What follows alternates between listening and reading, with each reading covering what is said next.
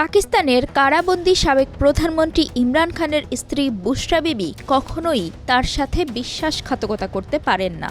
তিনি কখনোই পালিয়ে যাবেন না। ২৭ নভেম্বর এক ভিডিও বার্তায় এমনটাই দাবি করেছেন বুশরা বিবির বোন মরিয়ম রিয়াজ।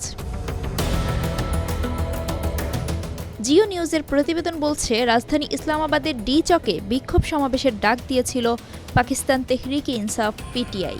তাদের দাবি ছিল কারাবন্দী ইমরান খানের মুক্তি, শাহবাজ শরীফের সরকারের পদত্যাগ ও সংবিধানের ২৬তম সংশোধনীর বাতিল। পিটিআইয়ের বিক্ষোভ ঠেকাতে সর্বাত্মক প্রস্তুতি নেয় সরকার। ইসলামাবাদ অভিমুখী পিটিআইয়ের জনস্রোতে অংশ নেন ইমরান পত্নী বুশরাও।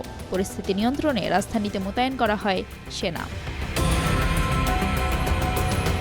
সমাবেশস্থলে যাওয়ার পথে আইন শৃঙ্খলা রক্ষাকারী বাহিনীর সঙ্গে পিটিআই নেতাকর্মীদের দফায় দফায় সংঘর্ষে নিহত হয়েছেন অন্তত ৭ জন। এ সময় খাইবার পাখতুনখোয়ার মুখ্যমন্ত্রী আলী আমিন গান্দাপুর ও ইমরান খানের স্ত্রী বুশরা বিবি একই গাড়িতে করে ঘটনাস্থল থেকে চলে যান। পাকিস্তানের সরকারের ২ মন্ত্রী বলছেন বুশরা বিবি পালিয়ে গেছেন, কিন্তু এখন তার বোন মরিয়ম ধারণা করছেন বুশরাকে অপহরণ করা হতে পারে। কারণ হিসেবে তিনি জানান, বুশরার সঙ্গে এখন তার পরিবারের যোগাযোগ বিচ্ছিন্ন হয়ে রয়েছে। এর আগেই পিটিআই দলের বিক্ষোভকারী নেতাকর্মীদের গাড়িতে গুলি চালিয়েছিল নিরাপত্তা বাহিনী। মরিয়ম আরও বলেন, বুশরা যদি খাইবার পাখতুনখোয়া প্রদেশে যেতেন তাহলে পরিবারের সঙ্গে যোগাযোগ করতেন তিনি। বুশরার গ্রেপ্তার হওয়া কিংবা খাইবার পাখতুনখোয়ায় যাওয়ার বিষয়ে পরস্পর বিরোধী খবর পাচ্ছেন বলে দাবি করেন মরিয়ম।